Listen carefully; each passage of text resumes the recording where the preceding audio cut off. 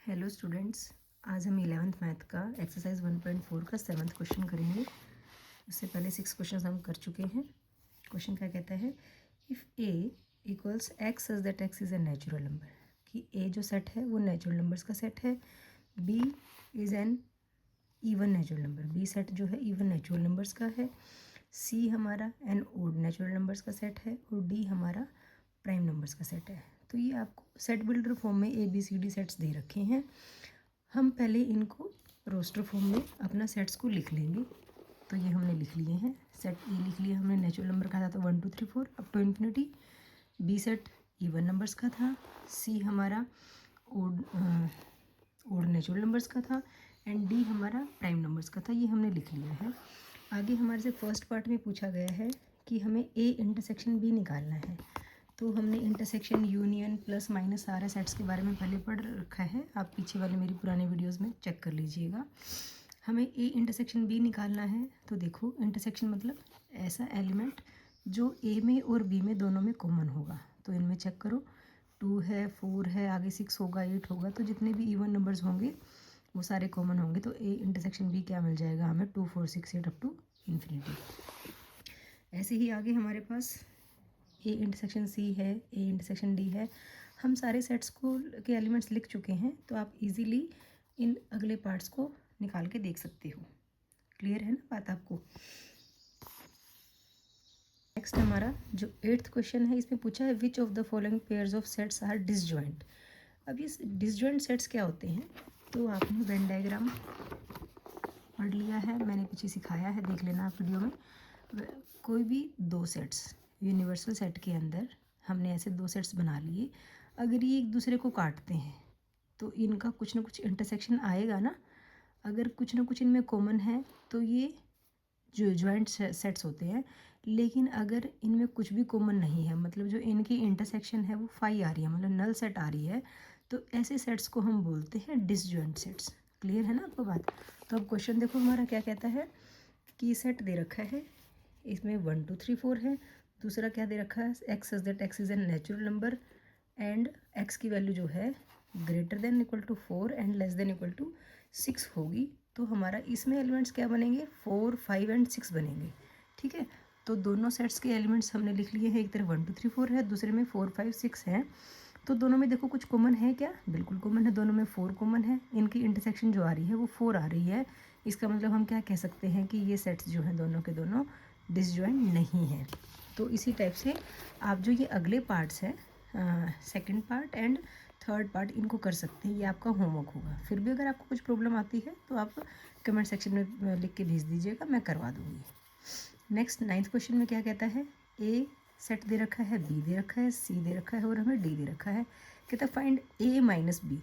अब देखो, यूनियन और इंटरसेक्शन हम पढ़ चुके हैं। माइनस में क्या होता है, ए और ए में से जब बी को माइनस करेंगे तो बी और ए में जो एलिमेंट्स कॉमन है वो एलिमेंट्स आपके ख़त्म हो जाएंगे वहाँ से, और ए के पास जो एक्स्ट्रा एलिमेंट बचे सिर्फ वही हम इसमें लिखेंगे।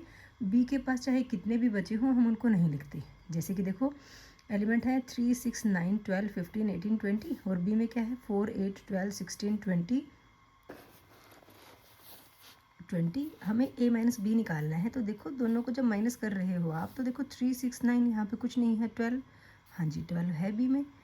तो ये मतलब यहाँ से डिलीट हो जाएगा, इसको आप काट सकते हो, मतलब माइनस हो जाएगा। 15 18 21 कुछ भी कॉमन नहीं है। तो ए माइनस बी में हमारे पास एलिमेंट्स क्या आएंगे, जो ये 12 है इसको छोड़ के जितने भी एलिमेंट्स बचे हैं ए के पास वो सारे के सारे ही आएंगे।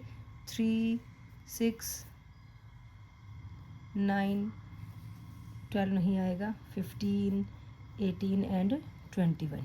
ठीक है, सिर्फ ए के बचे हुए एलिमेंट्स आएंगे। देखो, हालांकि बी के पास भी बचा है 4 8 16 एंड 20, लेकिन हम इन एलिमेंट्स को नहीं लिखेंगे। ए माइनस बी किया है तो सिर्फ ए के बचे हुए एलिमेंट्स आएंगे। ठीक है, इस तरह से आप 9th के सभी पार्ट्स को ईजिली कर सकते हो बेटा। क्लियर है ना। उसके बाद हम 10th क्वेश्चन देखते हैं। इसमें हमें एक्स सेट दिया है और वाई दिया है। इसने बोला एक्स माइनस वाई निकालो। तो देखो, एक्स में ए बी सी डी है, इसमें F B D G, B common है दोनों में और डी कॉमन है दोनों में। तो इसका बी और डी गायब हो जाएंगे और एक्स माइनस वाई में क्या बचेंगे, सिर्फ ए और सी बचेंगे हमारे पास। ऐसे ही जब वाई माइनस एक्स करोगे तो तब भी बी और डी तो जाने ही जाने हैं। तो वाई के पास क्या बचे हैं, एफ और जी एलिमेंट बचे हैं, तो हम सिर्फ इन्हीं एलिमेंट को लिखेंगे। एक्स माइनस वाई का मतलब है सिर्फ एक्स के बचे हुए एलिमेंट, कॉमन एलिमेंट्स कट जाएंगे, एक्स के बचे हुए। वाई माइनस एक्स का मतलब है दोनों के कॉमन एलिमेंट कट गए और जो बच गया वाई का एलिमेंट वो बचेगा, यहाँ पे वो लिखा जाएगा। और एक्स इंटरसेक्शन वाई, इंटरसेक्शन का हमें पता ही है, इंटरसेक्शन मतलब जो दोनों में कॉमन एलिमेंट है। दोनों में कॉमन एलिमेंट क्या थे, एक तो बी था और एक डी था, ये हमारे पास इंटरसेक्शन आ गया। इस तरह से हमारा 10th क्वेश्चन हो जाता है। नेक्स्ट हमारा 11th क्वेश्चन देखिए, R is a set of real numbers. R एक सेट है जिसमें सारे रियल नंबर्स आते हैं। अब देखो रियल नंबर्स में क्या क्या आता है हमारा, ये चीज़ें मैं आपको natural number, whole number, integers, rational, irrational सारा स्टार्टिंग में जब हमने चैप्टर शुरू किया था तब बता चुकी हूँ, आप पीछे वाले वीडियोस देख सकते हैं। आप कहेंगे तो मैं उसका लिंक भी प्रोवाइड करवा दूँगी। तो रियल नंबर में तो सारे ही नंबर्स आ गए, ठीक है। And Q is the set of rational number, Q है रैशनल नंबर का set. Then what is R minus Q, तो रियल नंबर में से रैशनल नंबर चले गए, तो रियल में क्या बचा हमारे पास, सिर्फ इरेशनल नंबर बचा, तो आर माइनस क्यू क्या आ जाएगा, इरेशनल नंबर। अब सेकंड 12th क्वेश्चन क्या कहता है, last question, state whether each of the following statement is true और फॉल्स। 2 3 4 5 3 6 डिसजॉइंट सेट है, क्या ये डिसजॉइंट होंगे, इसमें 3 है इसमें 3 है, कॉमन है दोनों में, तो डिसजॉइंट नहीं होगा, तो ये स्टेटमेंट फॉल्स है हमारी। देखो डिसजॉइंट ही बोला हुआ है, तो आप इजीली चारों पार्ट्स कर सकते हो, एक मैंने करवा दिया, 3 आपका होमवर्क होगा। Okay, thank you.